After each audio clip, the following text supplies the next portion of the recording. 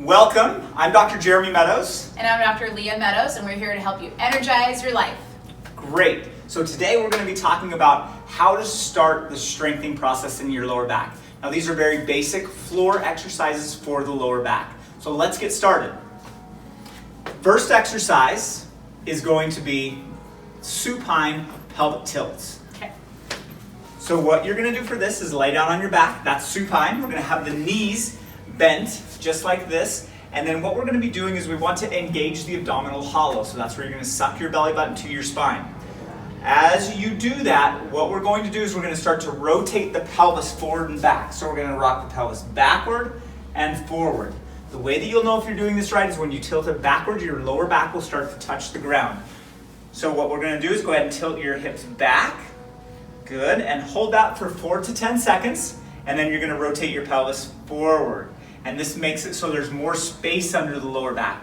And we're going to hold that for 4 to 10 seconds. You want to have your arms out at about 45-degree angle, just relaxing in that position. And then you're going to have you go ahead and go back the other way again. And then go ahead and come forward again, holding that for 4 to 10 seconds. Now, as you do this, you want to stay within the pain-free motion. So the pain-free motion could be full range of motion or it could just be part way. So if your back is sensitive, definitely take that into account. Side lying internal and external hip rotation. Okay, so for this exercise, this is going to be for strengthening the glute muscles. So these are the muscles, some of the strongest muscles in our body, and these really help to stabilize the lower back. So we're going to start with you lying on your side. So go ahead and lay over onto your side. Okay. Very good. And so for this exercise, we want to make sure that the neck is staying well supported. We want to make sure we're taking care of the spine in any position that we're in. And then what we're going to do is we're going to straighten the top leg. Stack your hips. And make sure that the hips are stacked. So that means the hips are directly over top of one another. So we don't want you leaning forward. We don't want you leaning backward. We want everything nice and stacked. So for this exercise, you're going to straighten your top leg. Very good. And you're going to bring it up at a 45-degree angle. So go ahead and bring that up at a 45-degree angle. Very good. And then what you're going to do is you're going to point your toe all the way toward the ceiling. This is called external rotation. Now when you do this, the hips are going to want to roll backwards. So sometimes people like to put their hand on their hip and it helps to keep those hips stacked. So from this externally rotated position, this exercise is really easy but not simple to do. So what you're going to do is you're going to rotate that foot in as far as you can, keeping those hips stacked, hold it there for a couple seconds, and then rotate it out. And hold it there for a couple seconds. Ideally, go ahead and keep doing that just for a couple seconds in each position. You want to make sure that you're holding this for just a couple seconds, and you want to try and do 10 to 20 of these. In the beginning, that might be really hard because you're going to already start to feel some of the burning in your glute even at this point in time. Yes. Very good. Abdominal hollow, up, up, down, down. Okay, so this one we're going to start to get some motion. So here we want to start lying on the back. We want to have the knees bent. And what we're going to do is we're going to do just what it sounds like. We're going to go up, up, and then down, down. This is going to start creating the ability of your back to stabilize. So as you do these, you want to make sure that you're pulling your belly button to your spine, tightening that abdominal hollow so those muscles in your core are engaged. So what we're going to do here is from this position, you're going to bring your right leg up and hold it right at this position here. And then you're going to bring the other leg up to that same position. And then you're going to go down with this leg back to the ground. And then you're going to go down with this leg.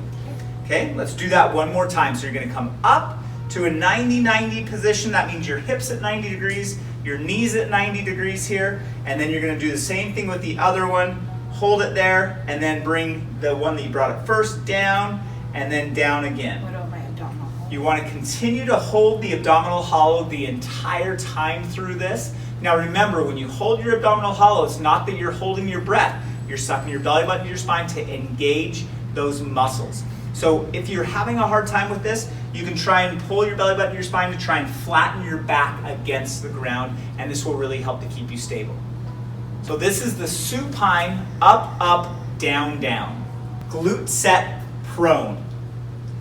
This exercise is to start to get the glute muscles to wake up. What we know is that if you're sitting a lot, the glute muscles actually get deactivated and turned off. So what we're going to do for this one is you'll need to have a towel that is folded up about a couple inches thick and just about 6 inches wide. This is going to go underneath your hips. So go ahead and put this underneath your hips, right in through here. All right, very good. You're going to lay over the top of that. And then what we're going to do is you're going to want to come down onto your tummy.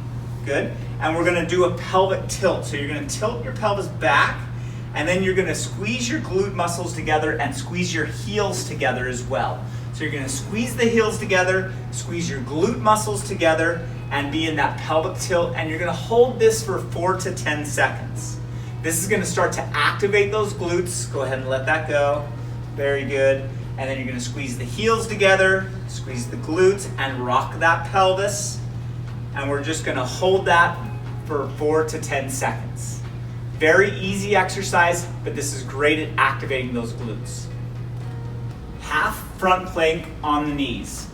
Okay, so this next exercise is going to be a variation of the plank. This is a beginner plank, so we're going to be on the knees and on the elbows. Right. The important things to remember here is we want to make sure to keep 3 things engaged.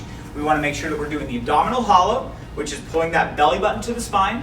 When you get into position, we're going to squeeze the glute muscles together, and we're going to keep the head gazing straight forward. So what we want to see is bring the feet up, and we can even bring them together. It makes it a little bit easier. And then we want to make sure that the line between the shoulders and the knees are pretty close. So here I would have her bring your glutes down just a little bit, and then again, make sure and squeeze those glutes together to make sure that things stay stable. Hold this for 10 to 20 seconds, and then you can go ahead and take a break. So taking a break, you can just let your tummy fall down to the ground, lay onto your chest, and then you can come right back into it for the next repetition. So what we want to do is go ahead and push back into that, come up on your knees. Very good. Bring your hips up and bring those hips down just a little bit here. Belly button to your spine, keeping this nice smooth position as you're here. We want to make sure that you're keeping this nice and strong stomach as you're doing this. If you start to fatigue and you can't hold the abdominal hollow, just take a break. This is the half plank on the knees.